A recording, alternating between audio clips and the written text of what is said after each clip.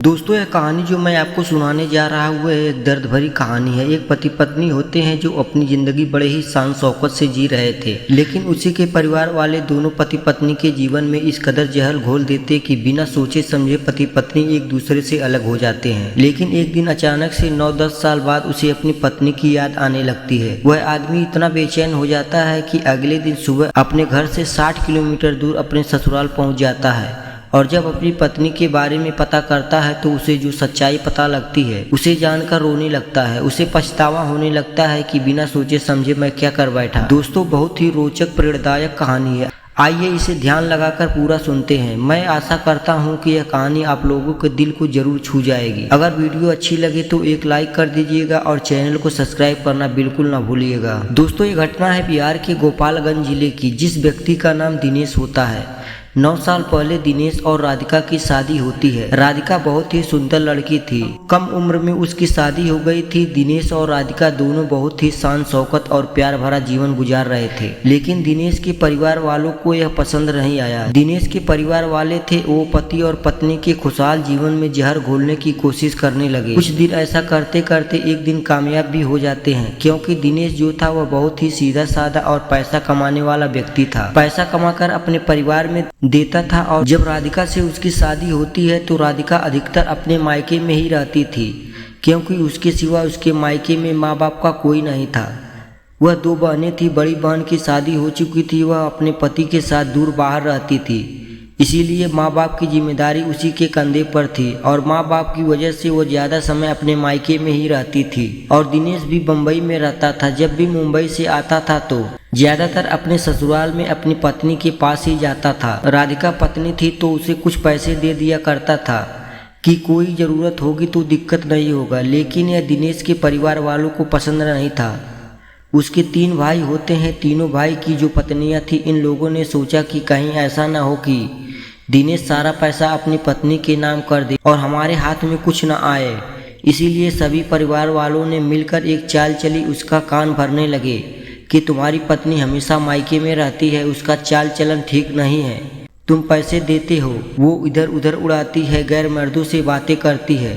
हर तरह की बातें इस कदर उसके दिमाग में भर देते हैं कि पति पत्नी बिना सोचे समझे एक दूसरे से अलग हो जाते हैं। राधिका हमेशा के लिए अपने मायके चली जाती है और दिनेश अपने भाइयों में रहकर लगातार पैसे कमाकर अपने परिवार में देता रहता है। एक साल में मुश्किल से 10-15 दिन के लिए अपने गांव आता था, बाकी दिन मुंबई में ही रहता था। रेलवे विभाग में अच्छे पद पर था, अच्छे खासे पैसे भी कमाता था। लेकिन एक दिन मुंबई में काम से छूटकर घर लौट रहा था। रास्ते में उसका एक्सीडेंट हो जाता है, जिससे उसका एक पैर टूट जाता है। वहाँ पर किसी तरीके से इलाज करवाता है और यह सोचकर घर चला आता है कि घर पर हमारे इतने परिवार हैं, माँ है, भैया, भाभी, मेरी वहाँ पर देखभाल अच्छी तरीके से हो जाएगी। यहाँ पर 2-3 महीने तक रहकर मैं अकेला परेशान हो जाऊँगा।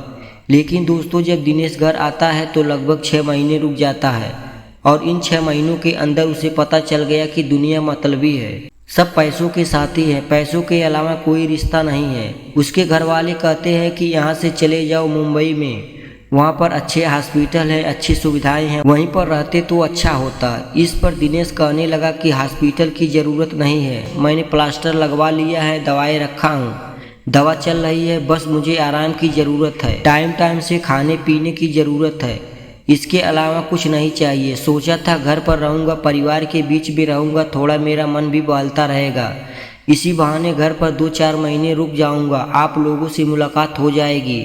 लेकिन उसके परिवार वालों को कुछ और ही चिंता थी कि सुरेश अपने घर में हर महीने 25 से 30 हजार रुपये कमा कर देता था। जब उसकी कमाई रुक गई तो लोग उसके साथ ऐसा बर्ताव करने लगे कि उसका परिवार के लोगों से दिल टूट गया। वो ठीक से चल नहीं पा रहा था, तभी उस पर मुंबई जाने के लिए दबाव बनाने लगे कि घर में पैसे की तंगी है, अब यहाँ रहकर क्या करोगे, जाओ वहाँ पर 4 पैसे कमाओ, तभी घर चलेगा। दोस्तों, इन सब बातों से दिनेश दुखी हो गया और रोज की करकट से एक दिन बोल दिया कि मैं आप लोगों को 1 पैसे नहीं दूंगा, तुम लोग अपना देखो, मैं अपना देखूंगा।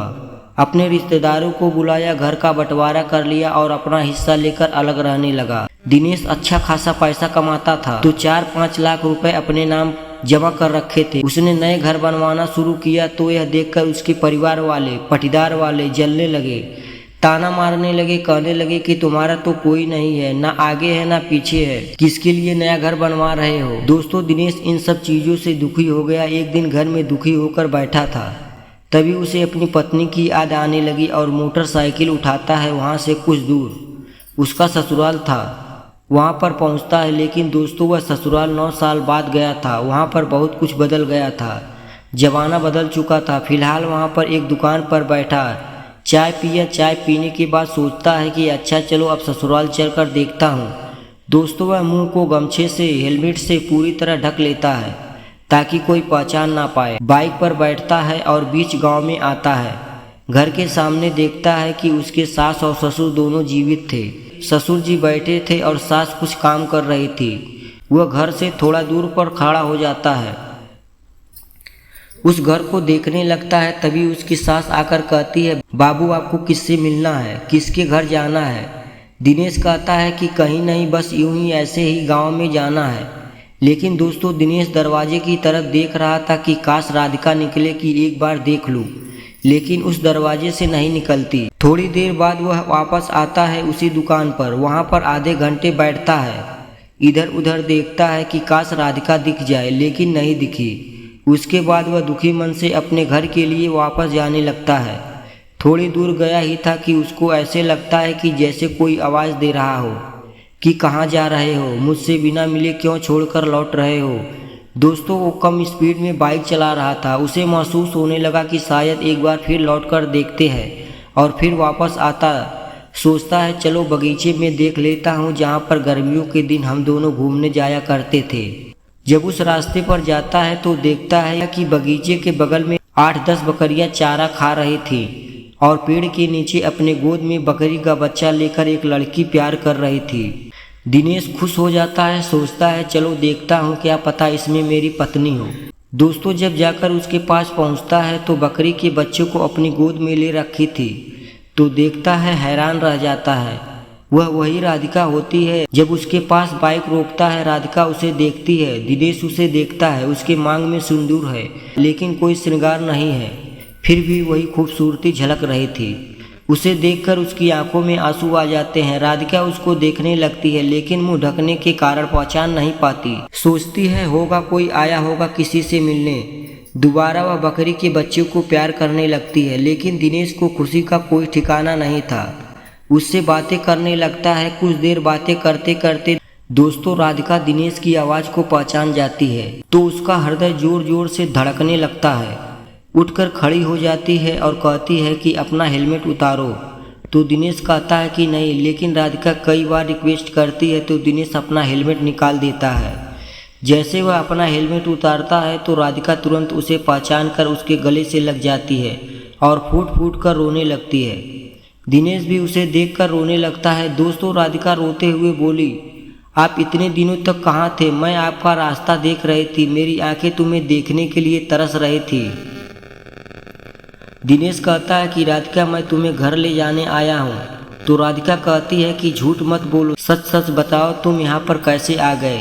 इतने दिनों बाद दिनेश कहता है मैं सच बोल रहा हूँ, मैं तुम्हें घर ले जाने आया हूँ। लेकिन दोस्तों राधिका को कुछ समझ में नहीं आ रहा था, बस रोए ही जा रही थी, रोए ही जा रही थी, उसका हाथ छोड़ ही नहीं रही थी। दिनेश अपनी पत्नी का इतना प्यार देखकर वह रोने लगता है। कहती है देखो इतने दिनों तक तुम मुझे छोड़ दिए थे, लेकिन आज भी तुम्हारे नाम पर सिंदूर लगाती हूँ।